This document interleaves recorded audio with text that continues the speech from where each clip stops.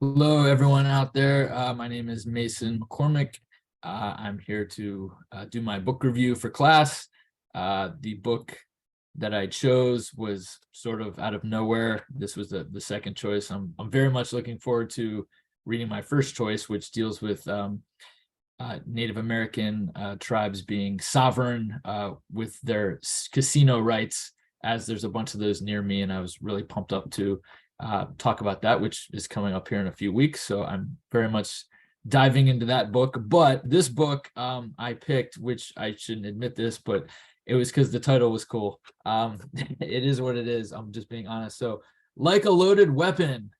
How could you see this title and just not want to dive right into this thing? So again, to be honest, I had absolutely no clue what it was about. The title totally grabbed me, which is not a good reason to choose a book, but I'm glad that I did, because I very much enjoyed it and I will highly recommend it.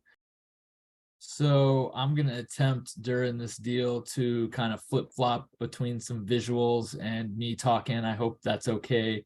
I believe I got permission to do that, so I hope this works out right, but we'll see. We're trying it out. Like a Loaded Weapon, this book again is going to take a look at the American court system, in particular the justices, the Supreme Justices throughout time, really all the way from Marshall down to Rehnquist primarily, who throughout the course of American history, which I'm very fascinated with, the author will attempt to show the racism and stereotyping of Native Americans, of really all Native Americans, and in many of their court cases all the way down through the years. And again, I think that the takeaway really that the author is expressing is even today in 2023, justices still kind of look back to the past, to precedent that has been set throughout the last 200 years plus. However, the precedent that was set was garbage to begin with. So it's just going back through terrible racist and stereotypical precedent that has already been set in our legal system. So any ruling made today is not going to be fair for several reasons. He has several theses and just ways of thinking that this isn't right. And he does a really excellent job of connecting them all. I can already tell I'm going to have a hard job with explaining and interpreting what the author's trying to say, because I could just straight up read it, because he's very articulate and it's just very to the point. If I try to babble on what his points are, which I will attempt to do, I'm probably not going to do it justice. But the author of the book is Robert A. Williams, who we'll talk a little bit more about in a second. I do want to point out, because I did find a few Easter eggs through kind of my research of the author, the book itself, and the whole legal system. A couple things that made me kind of chuckle. So Like a Loaded Weapon, here it is. It was released November 10th, 2005. And there's kind of a reason that I've highlighted that date right there. But let's meet the author real quick. This is Robert A. Williams, Jr. He is not only a professor of law and American Indian Studies at the University of Arizona Rogers College of Law in Tucson. He's also the co-chair of the Indigenous Peoples Law and Policy program. And again, not only is he a professor, not only is he teaching law, but he is also a member of the Lumbee Indian tribe of North Carolina. So as he teaches in Arizona, but again, out of the Lumbee tribe from North Carolina. So major amount of background here, and it is super important to know your author and know the perspectives that he is going to bring to the table. So one of several takeaways that the author is going to try to bring through us throughout the book, before we dive into it too much, I'm trying to look at the bigger scope of the whole thing. As Professor Joe I've heard him say a few times, and I think in some of his YouTube videos, don't read these books, to try to find the forest through the trees. I've realized through reading this guy that, not only are you going into the forest, it's kind of craziness what's actually happening in the middle of the forest. I don't even see trees at this point. I just see a whole bunch of I dare call it secret, but a lot of chaotic stuff going on in the middle of forest that most people don't even see while it's working its way out. So at least through my studies, this is what I found. The author, though, one of his big points that he's trying to make, and one of the takeaways that we are supposed to take away from reading Like a Loaded Weapon, is this singularity thesis. And so basically what that means is that is the inherent difficulty of convincing the American public that is in its material interest, no matter how broadly defined, to recognize a measured rate of Indian tribes to rule themselves on their reservation homelands by their own laws, customs, traditions, custom, particularly when the rights appear to interfere with or threaten the dominant society's interest or values. Whew.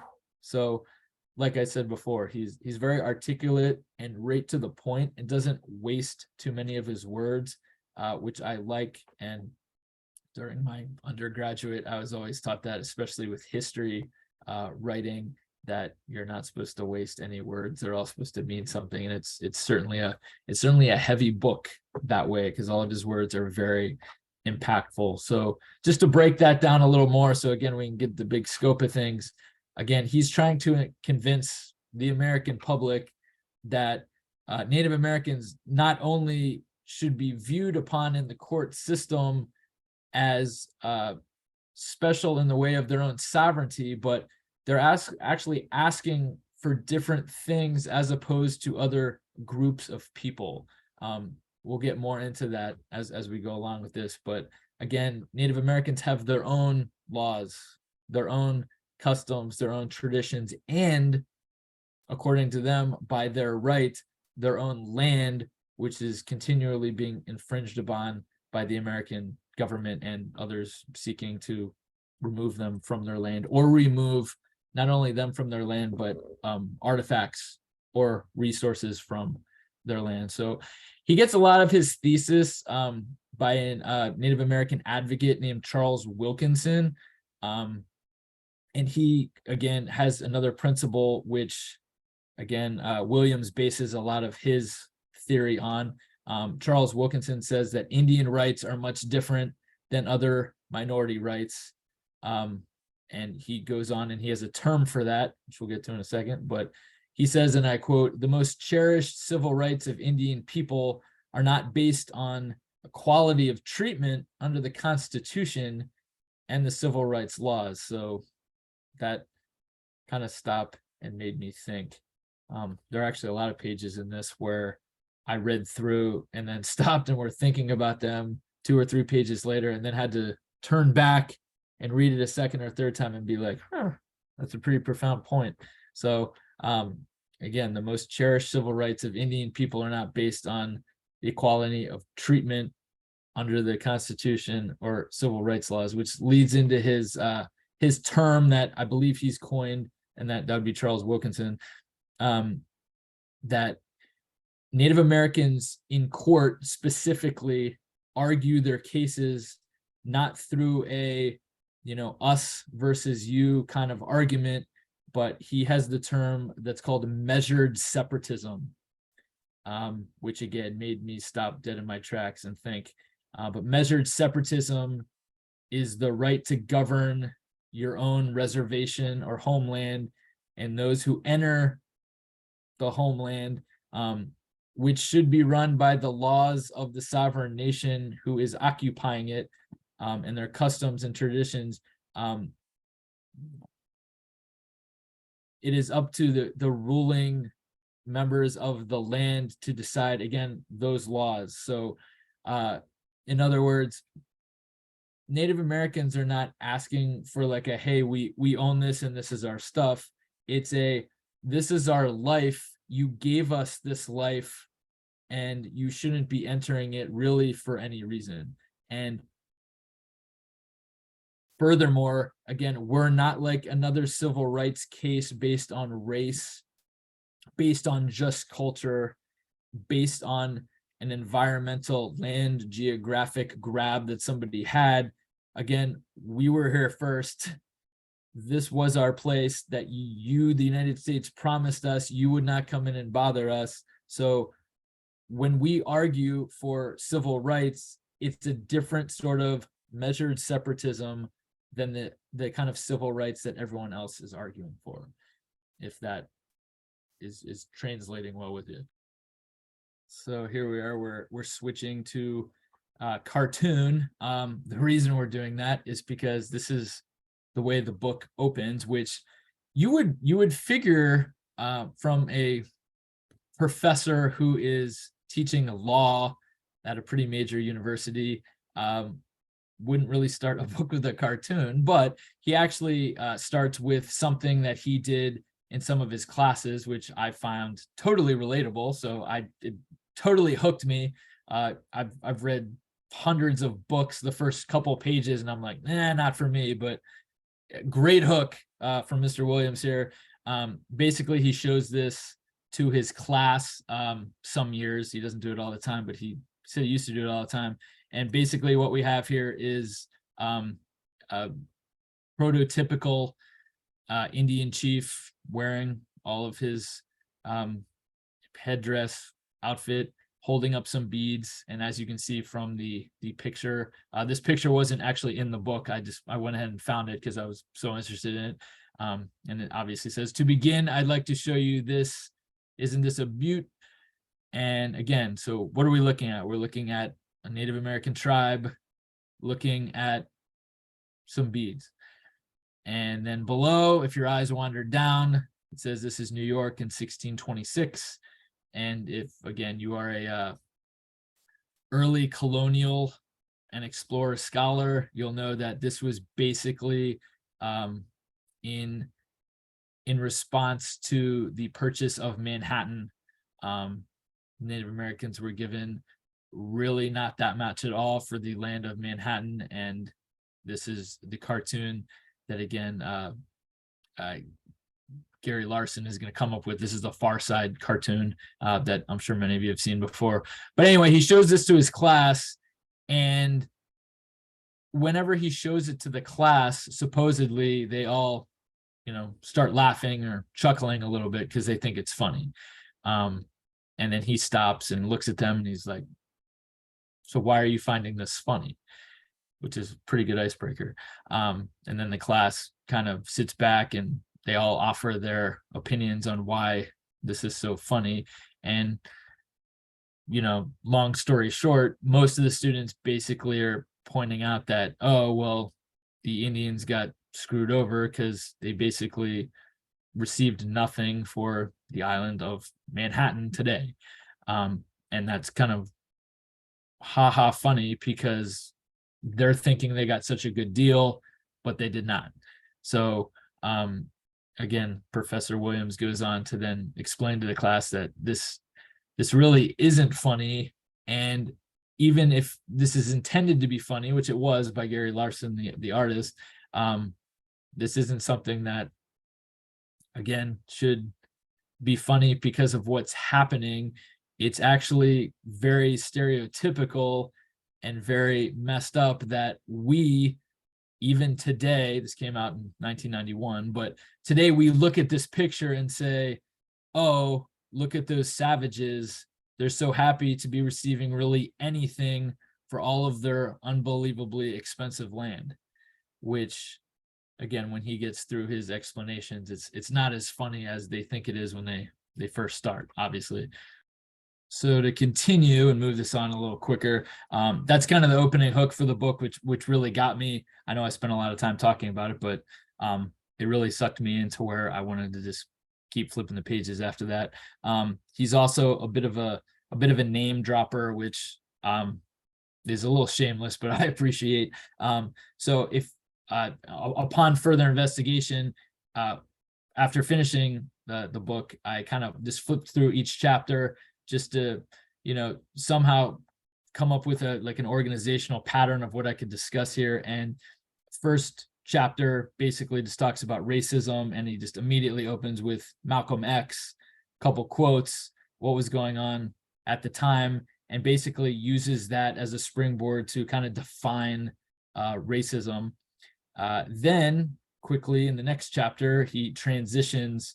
And at the time when he's doing it, you don't really understand why he's transitioning from this topic to this topic, but then it all gets tied together beautifully. Spoiler alert. But the second chapter is about Justice Taney and the Dred Scott decision, which in my classes, I always tout as the worst Supreme Court decision that was ever made. If you know anything about the Dred Scott decision, I don't want to get into it here, but terrible decision. Justice Taney, again, I think is on a very short list of people who just made terrible decisions as a justice.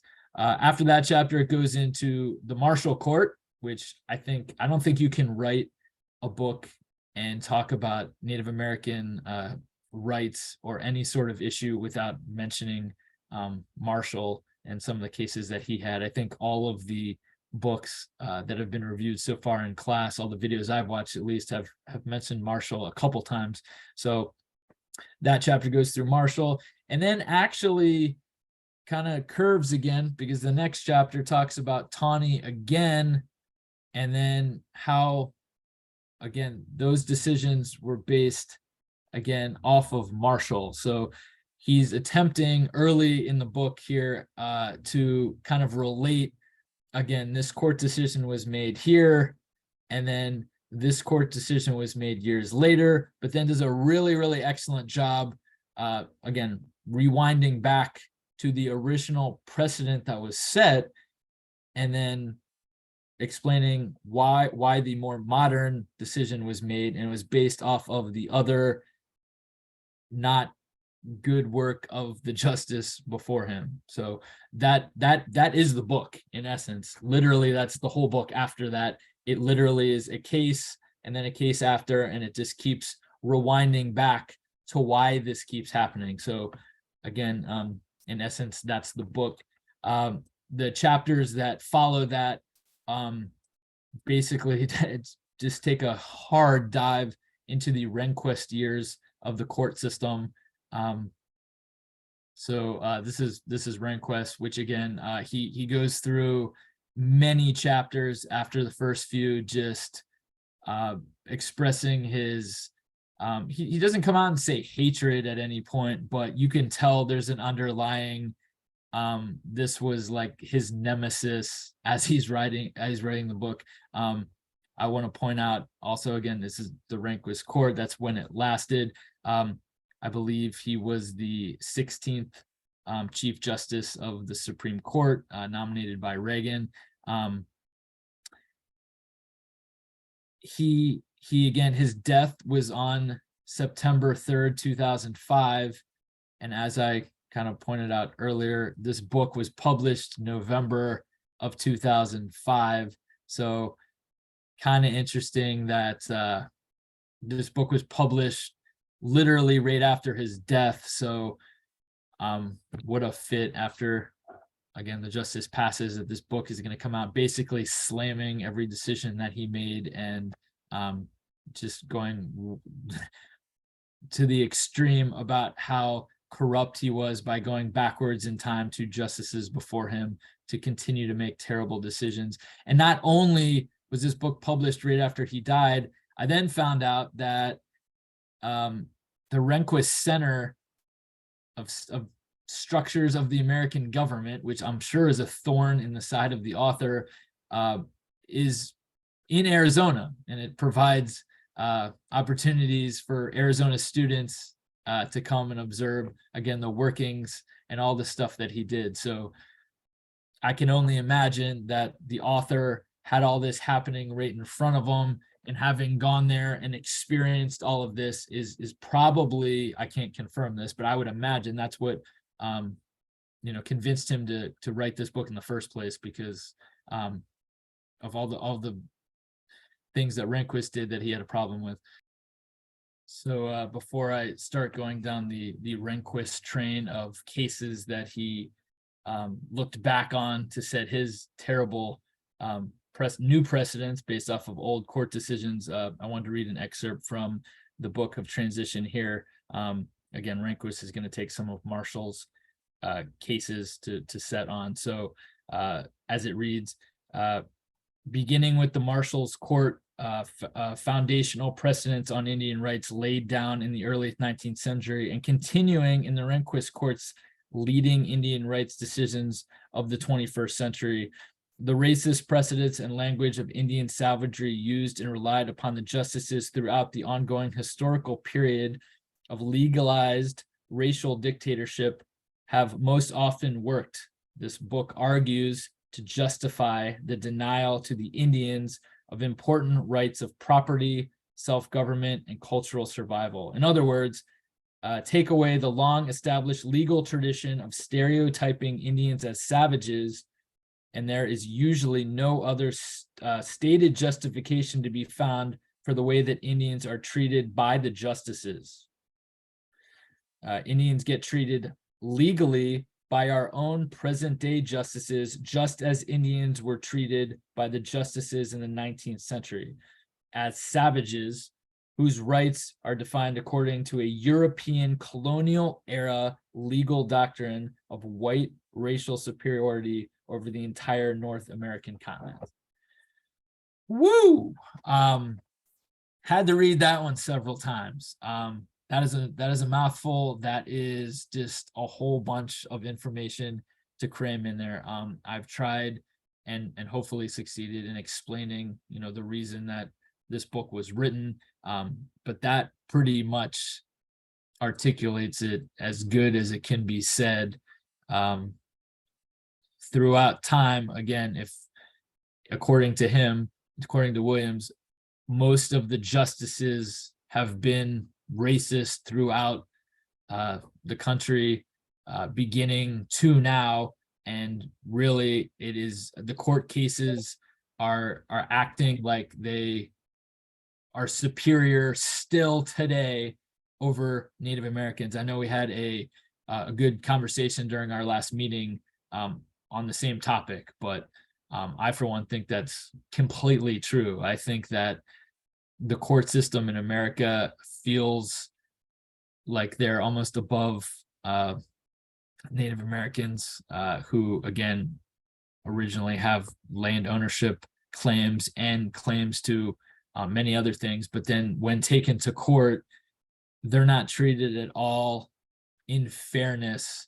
And the Constitution of the United States does not really truly apply fully for them, because their rights, they don't look at them as American citizens. They look at Native Americans as, again, a foreign ancestry before colonization period happened.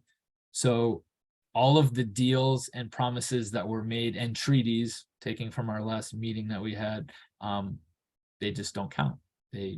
We're just going to look past all that, and then we're going to continue treating them like the cartoon we just saw for the rest of time, which obviously isn't fair at all. So this is the first time, again, in the book that Williams is going to pass down from Marshall to Rehnquist, but then he's going to spend really the second half of the book basically blasting Rehnquist with a lot of his decision based on a few cases, which I'd kind of like to go over now. So one of the first things that Williams points out is that we, as American scholars, just revel in very historic, landmark Supreme Court cases, and that when we are studying law, especially in America, going over, again, landmark cases, that we tend to go back in time and try to find the cases that we hold the most merit or value in, which, again, there's nothing wrong with that. But it's kind of the same played court cases throughout time that we look back to for really, really important precedent, at least involving civil rights. So obviously he's going to point out the Brown versus Board of Education case. I don't think, again, you could have a legal book without throwing that in there somewhere. So he goes into Brown versus the Board of Education a little bit. I actually thought he was going to talk a lot more about it, but he kind of just, dips his toe into the topic. And then he randomly, I told you he's a name dropper, he randomly starts talking about Elvis. Because again, this is the mid 50s and he's talking about what's happening in America, which again, to the author, my opinion, he did a pretty good job of when you're just citing court cases and talking about legal precedent, when you're talking about, again, just nonstop stereotypical, racism and dislike. It does wear on you after a while. You can only read so many pages of that to where you have to flip the page down and go, oh my gosh, I just need a break. There's just so much hate going on here. But he does a really good job with the name drops of kind of bringing you back. So he starts talking about the Brown versus the Board of Education. You think he's actually going to immediately just relate this to the Native Americans somehow, but then he stops and he does it, and he randomly starts talking about Elvis. And you're like, huh, where'd that come from? But I like Elvis, so let's hear what he has to say. So he basically goes through life in the 50s and then talks about how this is where we were. And then through, progress and progression, Brown versus the Board of Education is going to happen. At the exact same time, you have Elvis that is bridging the civil rights gap in our country specifically. And it's not only legally setting a tone where the civil rights movement is truly really getting its wheels under them, but then you now have pop culture entering its head too. So now you have, again, legal precedent, you have pop culture, and you have just society all together just kind of looking around. And if you look at the dates, again, the war has just ended several years before. This is kind of celebration time, so everybody's in good spirits. We seem to be truly progressing forward. And then of course he's going to hit you with it. Don, don, don. He's going to hit you with the T-hit ton Indians versus the United States, which is, he points out, the next year. So at first, when you're looking at this, when I was looking at it, at least, I had no idea what this court case was in 1955. I just knew it came after the Brown versus Board of Education case. And of course, it's going to make me want to read more. So I had to dive into the cases. And basically, that's what the rest of this book does. It just dives into cases where Rehnquist looked back in time for, again, as he calls it, shady precedent to actually use to then use further down the line. So what is the T-hit ton Indians versus the United States? Well, I'm actually going to put a link in the chat post down below this video. You can click on it. I've actually fallen in love with a series that I found online.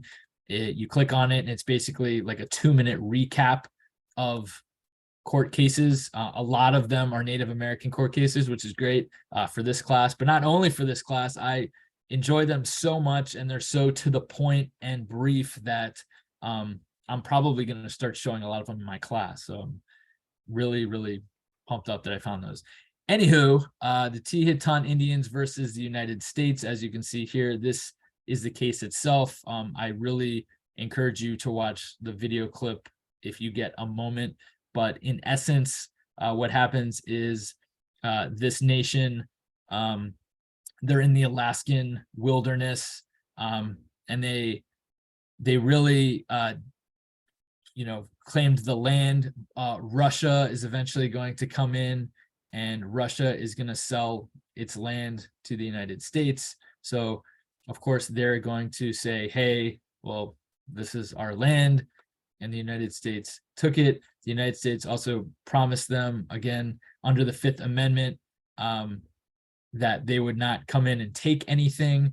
The United States does come in and eventually start taking a bunch of timber, to which they're like, you said you weren't going to come in and take anything. So it ends up that, again, here's a nice little picture that I made for it. This is their argument. The sale of the timber, basically they need to be paid for under the Fifth Amendment. And the United States is saying, possession of the land, again, we're using the right to use the government's will, and there's really no legal interest here. So, I mean, in essence, they're just turning a blind eye to it. I mean, they're saying, again, they're not qualifying them as a sovereign nation. They're just taking whatever they want. And this case is brought up the most, I would say, out of all of the cases in the work, to start. Since this terrible decision happened, justices are going to look back on this and just point to this going, well, if this is the case, then in this case, this is what's going to happen too. So one of the other cases that I found notable, and again, there is many, when you have a professor of law who's writing a book about the court system throughout time in America, obviously he's going to reference like almost every Native American case that there is, because he's trying to make his point, and he does it well. But another case that I found super interesting that I had never heard of before, which that's nothing new, it's called Oliphant versus the Squamish Indian tribe. And this case was, I'll put this in the link too. But basically what this happened in Western Washington. And basically there, in a nutshell, there's a Native American reservation, and there was a chase through the reservation where there was a traffic altercation where I believe the Native American ran into the police vehicle. I mean, depending on who you ask. And so they're trying to claim, the Native American nation is trying to claim that, hey, this is our land. We have our own laws here. What you're doing does not apply. And then the United States, this trial went to district court, and basically what they're saying is that the tribe lacks jurisdiction to try non-Indians. So that is the big debate here. So if a cop comes into a reservation and tries to make an arrest, whose law is upheld? Is it the Native Americans, or is it the United States of America? So this case and many more were obviously discussed. They all have unhappy endings. There was no case in this book that was talked about where I at least looked at it and went, "Ooh, that's a win for the Native Americans." There's none of that. And again, that would go against Mr. Williams' thesis anyway. So to kind of wrap up here and start putting a bow on this, I thought it would be best served if I kind of went over the conclusion of the book. I don't know why I put such an onus on the beginning and the ending to a storybook. Not that this is a storybook; it's a case of repeated infractions of the legal system precedent. But the word should come from the author and not me. Who am I? So I'm gonna put my old man glasses on for a second. And this is how the book finishes. Our hypothetical justice, in other words, or any other Indian rights case for that matter, can cite the Commission's authoritative interpretation of contemporary international law as applied to Indigenous peoples, human rights, or as useful through certainly not controlling guide to deciding Indian rights claims in the 21st century Supreme Court of Indian law decisions. This group of justices can use the authoritative legal precedents issued by the Commission as well as other international legal precedents, in their opinion, as providing an interpretive backdrop for applying the types of principles of racial equality and equal justice that ought to govern the Supreme Court's Indian rights decisions in the 21st century America. They can do this without any degree of discomfort or embarrassment, much less hesitation, because consistent with state diocese, using international law to help traverse the unfamiliar intellectual terrain presented by the novel and admittedly problematic human rights claims of Indians to the degree of measured separatism in America, actually perpetuates a long established legal tradition in the Supreme Court's Indian law. So again, you're supposed to open your work with a thesis, and you're supposed to end it with your thesis by restating, and I think he does that quite well. The major takeaways of this work, I would argue, are measured separatism, again, a Wilkerson philosophy that Robert Williams is going to take and mold into his own with his own singularity theory. But in essence, again, if I were to sum up this book, if I were walking down the street and somebody asked me what this book was about, or somebody in class said, "Oh, hey, how did you like this book? What's it about?" And I had to give them the 2 cents version of what it is, I would say that it's a road down the historical lane of controversial court cases in America, and it would show that every court case in America that has Native American representation in it is going to show some sort of racism and stereotyping by the justices themselves. And I think that Mr. Robert Williams Jr. does an excellent job in proving that. Not only does he offer his kind of social opinion to that, but also offers a hard, concrete, evidenced view of precedent that was set in the past that now is still unfortunately unwrapping here and now. So that is how I would sum this thing up. I personally very much enjoyed reading it. I, to be honest, didn't think I was going to like it as much as I did. It's something that I will probably refer to in my historical enlightening of America's youth in the future. If anybody in class ever ask about anything trial related to Native Americans, which that sounds like a long shot, but they actually do. I definitely would recommend this book. And I would also be interested in other works by Mr. Williams. That's the one thing I haven't done, is kind of gone down his other works, but the way he writes certainly tickles my fancy, and it's very easy to follow because, as previously stated, I feel like when you're reading his work, just when you're about to feel exhausted and overwhelmed, because again, there's only so much stereotypical rhetoric and racism that you can read page after page after page before it just takes all the wind out of your sails.